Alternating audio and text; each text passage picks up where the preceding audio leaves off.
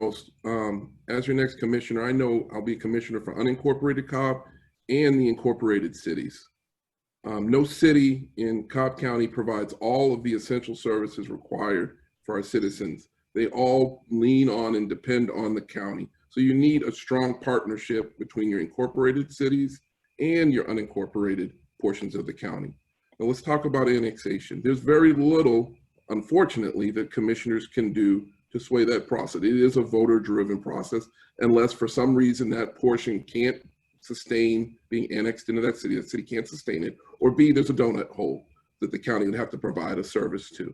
The annexation is coming from the voters. There's somebody in that community that says, hey, maybe I want to be part of Smyrna, or maybe I want a Mableton cityhood. We should help facilitate those discussions as elected officials, whether it be the county level, the community groups for Mableton cityhood, or the city of Smyrna, and just be open and transparent and let the voters vote. District 4 appears primed for exponential growth. What specific steps will you take to manage that growth responsibly and successfully, and in a way that will protect the health and well-being of residents, as has been referenced earlier this evening with the need for parks and running trails? Okay, so you know that is a part of my platform, tourism, and we have so many beautiful trails. I mean, we have rivers, lakes, and streams. You know what I say about those things. And so we have to preserve those areas, because not only is it good for the environment, it's also great respite for our residents, as well as an economic driver. As I mentioned before, tourism before the pandemic was Cobb's #1 industry. And so as our developers come in, and I keep mentioning this portal with our identity and setting that precedence with our land use and zoning, so everyone coming into the area understands who we are, and who we are based on our assets are an environmentally friendly area that has a lot of parks and streams and recreation that other people can come in and enjoy. And certainly, you know, developers will have to understand that. That will take definitely involving the partnership between the South Cobb Business Association, as well as the quarterly meetings that take place from the Cobb Chamber when they do the meetings at the Riverside Epic Center, involving conversations there, and definitely involving the South Cobb Redevelopment Authority. All of these partnerships in place, because I know the South Cobb Redevelopment Authority, the tourism young lady, I believe her name is Holly, she attends that meeting. So definitely, and Dale Kelso sits on the board for the South Cobb Redevelopment Authority. So definitely involving these partnerships. What's so unique about Cobb County is that the south part of Cobb County, it hits I-20. Then you have the north part, 75, and then Smyrna, 285. So you have the interstate, and like you said, we have access to our Silver Comet Trail, as well as we have you know, the Sweetwater Park. So we have a wealth of opportunities to build on, and definitely partnering with the South Cobb Business Association and the Chamber. Okay. We protect our area by being more vocal and more engaged at a neighborhood level, as well as we build up to our community groups and obviously all the way up to the commission. We need to come together as a community, define what we want in terms of zoning throughout South Cobb, and then hold fast to that. We need to begin to think about things in a long-term plan, long-range infrastructure planning, long-range housing support and development needs. We need to be thinking along a much longer trajectory than our short-form trajectory that we've currently been on. It's led to a little bit of a hodgepodge. We have the most real estate within Cobb County that's developable. We need to protect it through green space and preservation, widening our stream buffers and programming those for paths and parks, as well as holding developers accountable when they do come in. Thank you. Okay, the point I made earlier that we need to have developers come into our community, not builders. We need developers to come in and invest in our community and build the things that we need that will make our community function. You turn around and look at Magnolia Crossing, again, 50 acres of prime real estate right down the street from Six Flags, right down the street from the epicenter. Why don't we have smart development, smart economic growth occurring there? Why don't we have a hotel right there off a major interstate, I-20? Why don't we have those things in our community? And so as commissioner, I will lead the charge to help bring about smart development in that area. I will help bring about the discussions with not just one chosen developer or somebody who's in somebody else's pocket. I'm going to bring in people who are going to invest in our community, develop our community, and give us what we need in South Cobb. And that means having some hard discussions, making some decisions relative to the South Cobb Redevelopment Board, and doing the things that we need in our community. Thank you.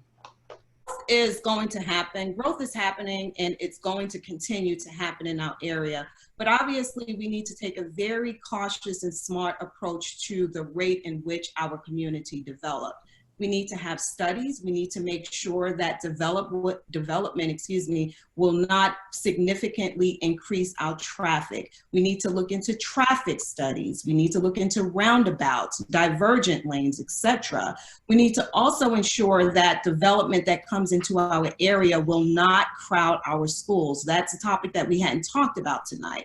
So while we're for development, and I understand, I hear the community, we want better restaurants, we want better access to things, we want better entertainment, but we have to be careful in the rate in which we develop, and we need to make sure that we have a solid plan in place so the development that comes into our area will be sustainable over time.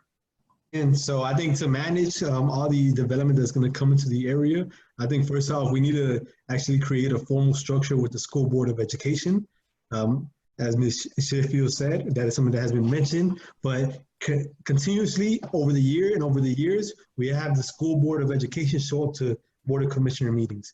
And this is a simple conversation they have, but nothing is being done except for, hey, we're hearing you out, but what are we going to do? And so I think as county commissioner, I want to create a human rights commission. That human rights commission will make sure that we do create affordable housing, make sure that renters' rights are being protected, as well as make sure that we have enough green space to have that mobility and connectivity with other communities, not just the communities that are $300,000 or $400,000 homes, but we need to have those green spaces as well in trailer parks, near apartment communities, and as well as mixed income use development that we could hopefully have one day in the future.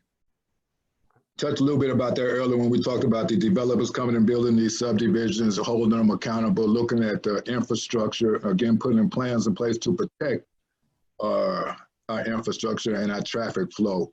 One thing recently, as y'all may know, for parks and recreations and walking trails, the Cobb District 4 received most of that, well, spent most of that money from the Parks Bond in 2008 that was awarded last year to spend money on parks again. We have purchased a lot of parkland right here in District 4, and we have put some plans together. They're sitting on the shelves. So one thing I would like to do is try to find ways to fund these plans that are for these parks and areas so people can see what we have and show that the preservation is coming along. It's easy to buy land and don't do nothing with it, but then people will assume that it's waste. But we need to find ways to develop the land that we do have and put these things in place so we can attract and slow down the development into our green space. It's very important that we have active and passive parks for our people to live and play and vibrate and grow here in District 4. What will you do for the district that has not been done by those commissioners who have gone before you and that is better than your opponent? Well, the first 6 months, I would like to do an intentional listening tour. When I'm talking about listening tour, I'm talking about I'm going to the schools, I'm going to HOAs, I'm going to mobile park homes, and I'm going to apartment complexes, and I'm doing an intentional listening tour. And I'm most likely going to have to do it more than one time because of social distancing, right? But I'm going to make sure it gets done because I want everybody to know that I am accessible, not only by phone, not only by Zoom, but in person as well. And so what I'll be doing is listening to what the concerns are and getting my instructions from them of what they want me to do for them. Because that's what I would do. I will continue to serve the residents of District 4 on day one, on June 10th. And again, on today, May 14th, because that's what I'm about, service.